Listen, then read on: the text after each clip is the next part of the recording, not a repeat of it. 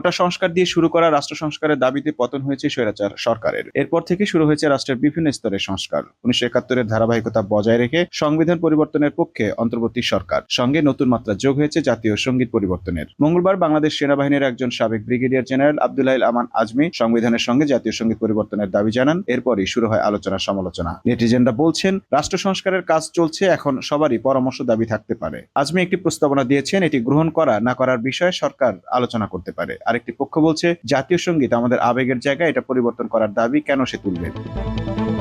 বিশ্বের অনেক দেশে জাতীয় সঙ্গীত পরিবর্তন হয়েছিল নানা প্রেক্ষাপটে। লিঙ্গ বৈষম্য, ভাবমূর্তি পরিবর্তন সহ বিভিন্ন কারণে অনেক দেশ তাদের জাতীয় সঙ্গীত পরিবর্তন এনেছে। এবার এক নজরে দেখে নেওয়া যাক ওইসব দেশগুলো যারা তাদের জাতীয় সঙ্গীতে পরিবর্তন এনেছে। প্রতিবেদন ডয়েচে ভেলের।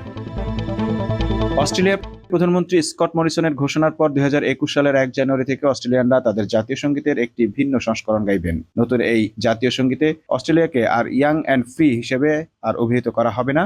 আদিবাসীদের সুদীর্ঘ ইতিহাস ঐতিহ্যের প্রতিফলন ঘটানোর অংশ হিসেবে এই পরিবর্তন। জার্মানি দেশটির সমতা বিষয়ক কমিশনের ক্রিস্টিন রোজেমেরি জাতীয় সঙ্গীতে আরো বেশি লিঙ্গ সমতা আনার প্রস্তাব করেছেন। সঙ্গীতের যে অংশে ফাটারল্যান্ড অর্থাৎ পিতৃভূমি বলা হয়, সেখানে হাইমাট অর্থাৎ জন্মভূমি লেখার প্রস্তাব দিয়েছেন। তবে চ্যান্সেলর অ্যাঙ্গেলা মার্কেল সহ অনেকেই মনে করছেন জাতীয় সঙ্গীতে পরিবর্তন আনার প্রয়োজন নেই। অস্ট্রিয়া 2012 সালে লিঙ্গ সমতা আনার জন্য অস্ট্রিয়ার জাতীয় সঙ্গীতে ছেলেরা এর জায়গায় মেয়েরা এবং ছেলেরা লেখা হয়েছে।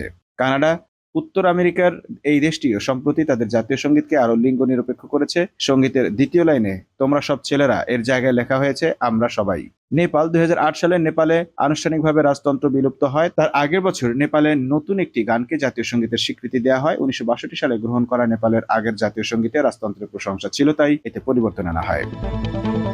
আফগানিস্তান দেশটিতে বেশ কয়েকবার জাতীয় সঙ্গীতে পরিবর্তন আনা হয়। তালেবান শাসনামলে আফগানিস্তানে কোনো জাতীয় সঙ্গীতই ছিল না। পরে 2002 সালে পুরনো জাতীয় সঙ্গীতকে ফিরিয়ে আনা হয়েছিল। পরে 2006 সালে তৎকালীন কারজাই সরকার সবকিছু পরিবর্তন করে নতুন করে শুরু করতে জাতীয় সঙ্গীতে পরিবর্তন করে।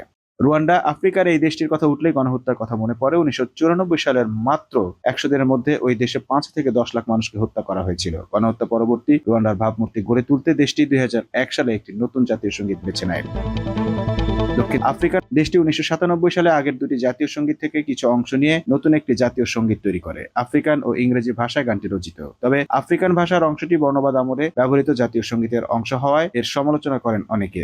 নেলসন ম্যান্ডেলা সেটি রিকনসিলিয়েটের ব্যবস্থা করে বর্ণবাদ পরবর্তী দক্ষিণ আফ্রিকার সঙ্গীত হিসেবে অন্তর্ভুক্ত করেছিলেন। রাশিয়া ভ্লাদিমির পুতিন 2000 সালে রুশ প্রেসিডেন্ট হিসেবে দায়িত্ব নেওয়ার পর 1990 সালের আগে ব্যবহৃত জাতীয় সঙ্গীত ফিরিয়ে আনেন। তবে গানের কথায় কিছুটা পরিবর্তন আনা হয়। 1990 সালে যে জাতীয় সঙ্গীত গ্রহণ করা হয়েছিল তাতে কোনো কথা না থাকায় আন্তর্জাতিক প্রতিযোগিতায় অংশ নেয় অ্যাথলিটরা এর সমালোচনা করেছিলেন। তাদের বক্তব্য ছিল, কথাবিহীন গান তাদের নাকি উদ্বুদ্ধ করতে পারেনি। আমন মাহফুজ, টাইম নিউজ ডেস্ক।